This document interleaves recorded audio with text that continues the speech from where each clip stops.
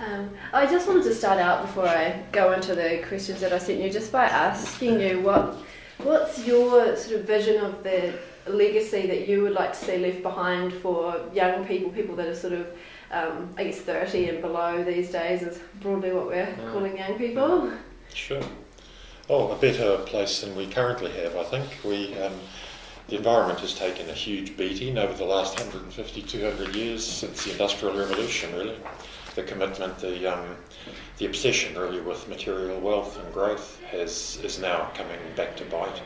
So really we need to change direction to get to a place where people find their security not in material possessions but in community and feeling it belong to something larger than themselves. There's a lot of alienation out there, I think, and we need to overcome that. And in that way, I think we'll turn that corner and get people back to living a better life, albeit one that is less focused on consumption and with the attendant impact on the environment.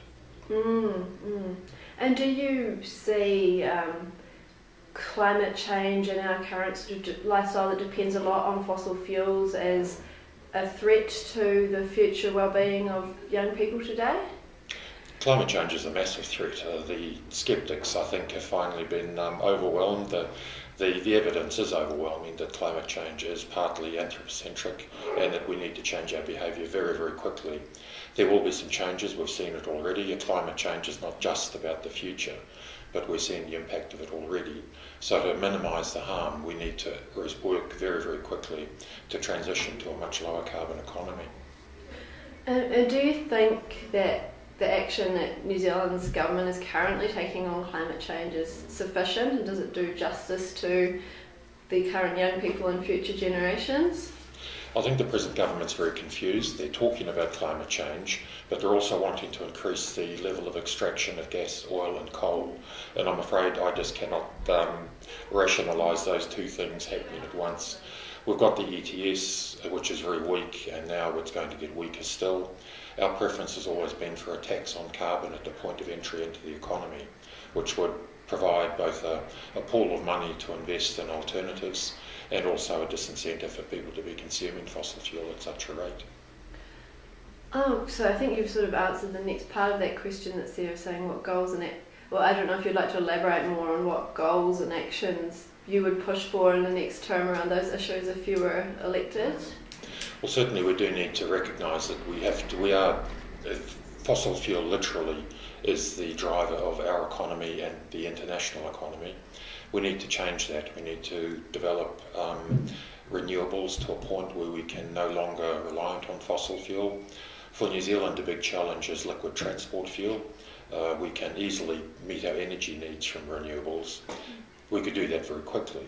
Liquid fossil transport fuel is more of a challenge, but again, there are lots of different options and opportunities we've got with people like Aquaflow, Flowtech, who are developing liquid fuel from various waste streams, including sewage and wood and algae. So that's where we need to put our effort and our investment and our intelligence, really, to invest our best brains and our dollars in developing those options and reforming our urban spaces, changing our transport systems. A mixture of coastal shipping, rail and local distribution networks would go a very long way towards reducing our dependence on fossil fuel. If you ever drive up between Auckland and Wellington overnight, there's this endless stream of heavy trucks going both ways, and the same's true in the South Island. We can change that if we get the rail working efficiently and reliably. We'll take a huge amount of fuel out of the system. Cool.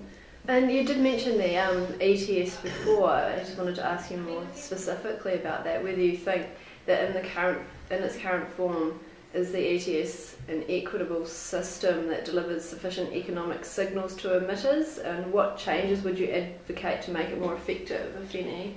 Well, currently the way it's structured, the general taxpayers are effectively subsidising the heaviest emitters, and that's just unsustainable, and it's not going to send the right price signal. There's also no cap on emissions at the moment. We have this open-ended notion of intensity, which means that really it's not a serious attempt, it's not a sufficiently serious response to what's a very serious problem.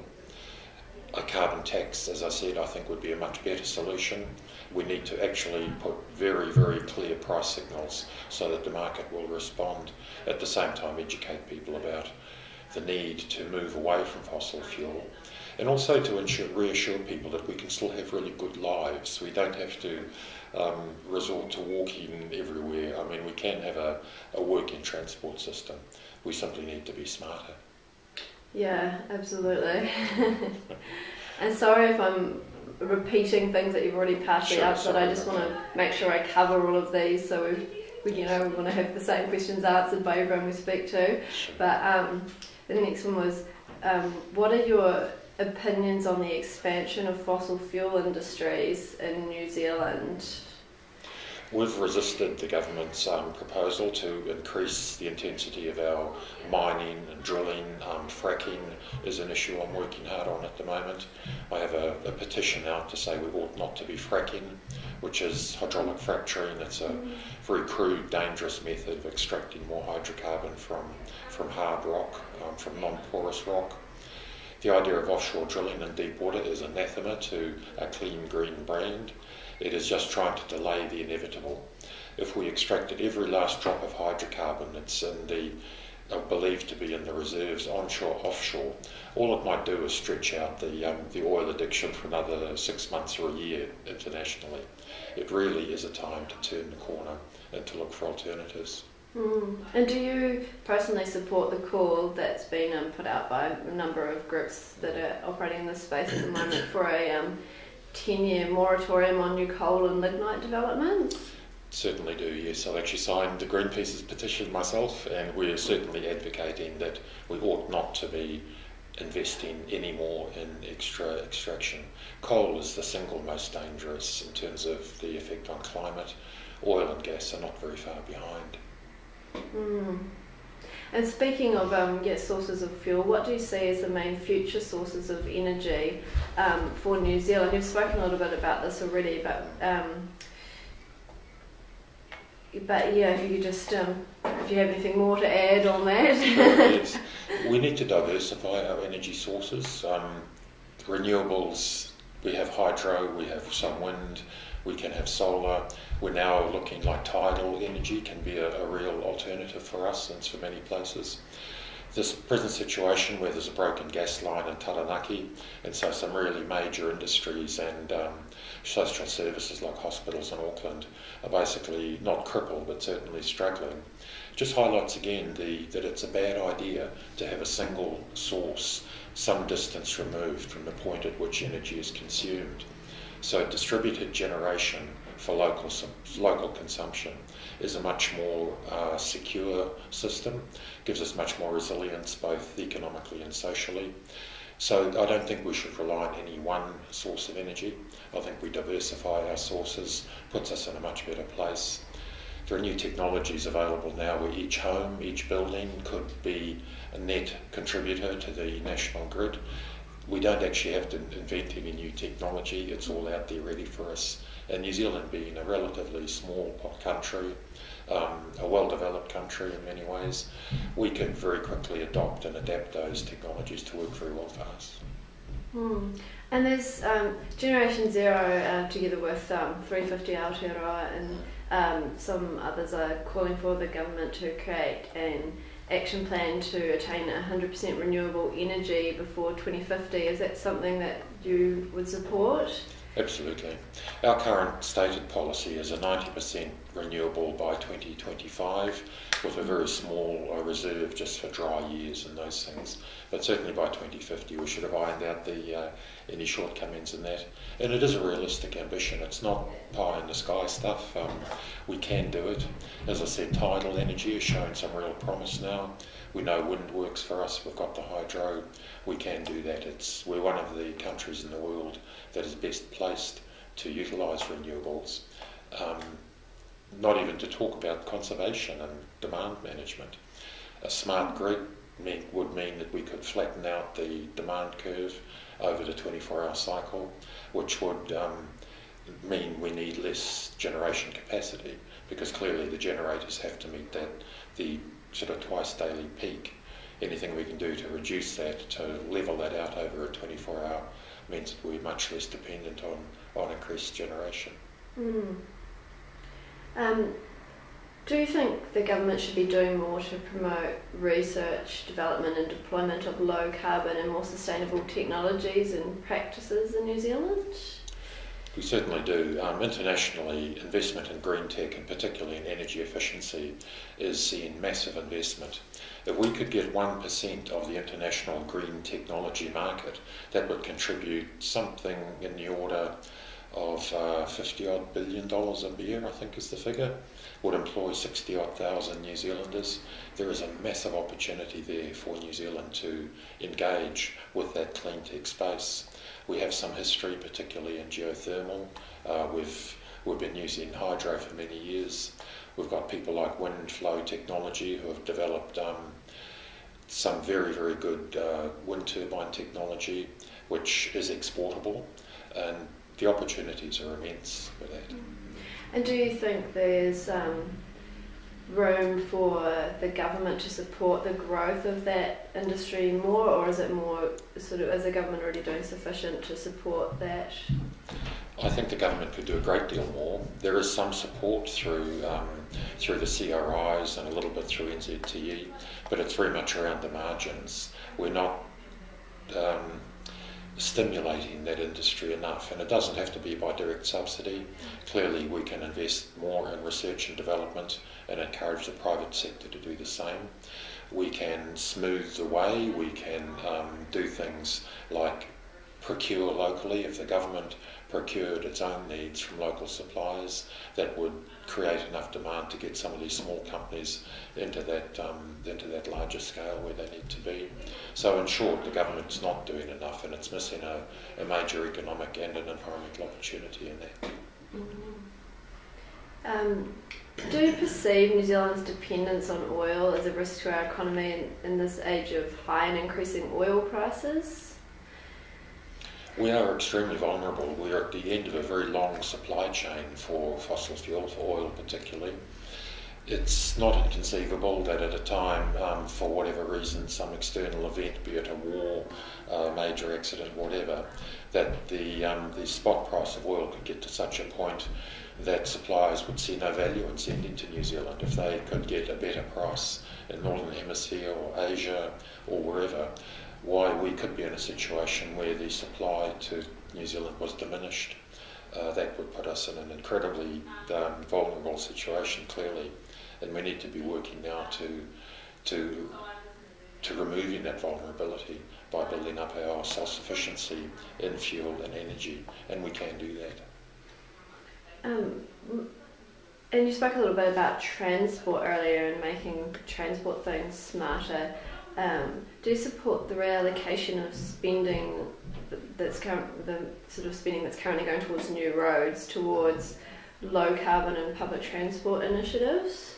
Absolutely, we do. We think this basically this Roads of National Significance program, the motorway building program, is billions of dollars that have been very poorly spent.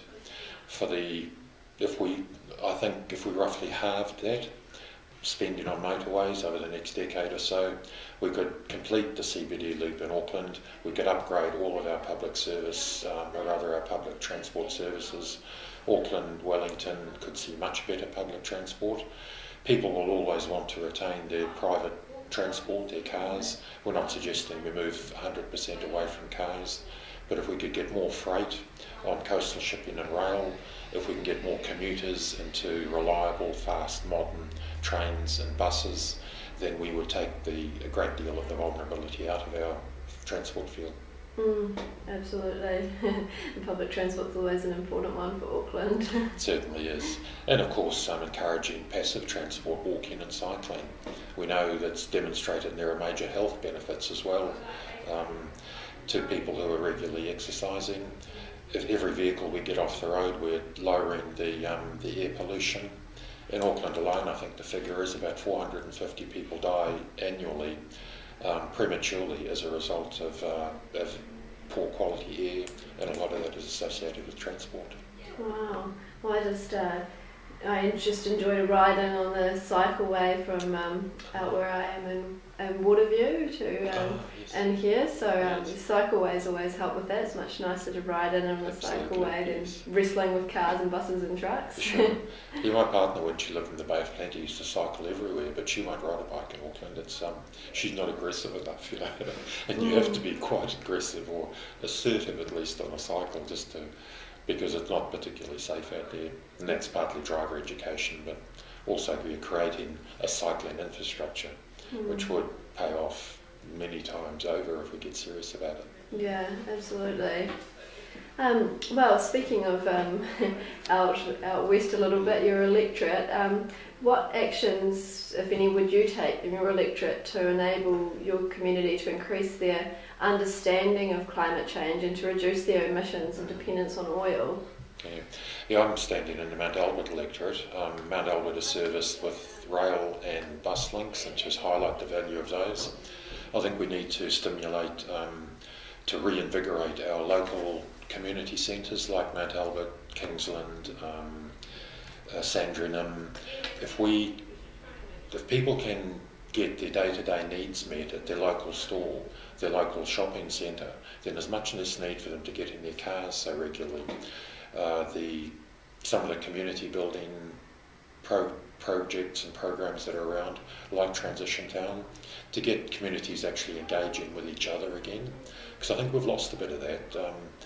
People very often, particularly in our larger cities, tend to be parts of communities of interest, and that's fine, that's a good thing. But equally, I think we need to bring back a little bit of that sort of neighbourhood sense, the notion that people live within a geographical community as well.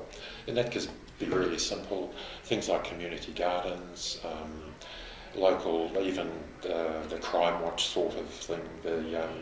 People historically form communities around schools, around sports clubs, and we just need to expand that out a bit, I think, into environmental protection, into shared gardens, growing food, just basically people looking after some of their own needs locally rather than being dependent on bringing in resource from outside.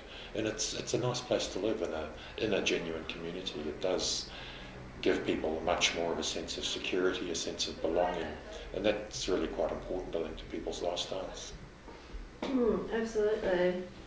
The last thing I wanted to ask you about from this list was, how can young New Zealanders convince the government to take stronger action on climate change? One of the best things that young people can do is get on the roll and vote. Because if something like a quarter of young people are not even registered, and we know that lots of young people don't vote, that the message that sends to the government is that they can be ignored, that young people can be ignored because they're not voters. Governments tend not to ignore the sort of 55 plus age group, because at that age people vote. They vote very diligently and very reliably at the polls on voting day. So one really key thing that young people can do to protect their own future is to be seen to be well informed and politically active. Not necessarily party political, but to be asking the hard questions of parties, making sure they turn out on polling day so that their vote does influence who makes up the government. And that will get them much more attention. If they remain passive and disengaged, then it becomes a bit of a self-fulfilling prophecy that young people will have less influence.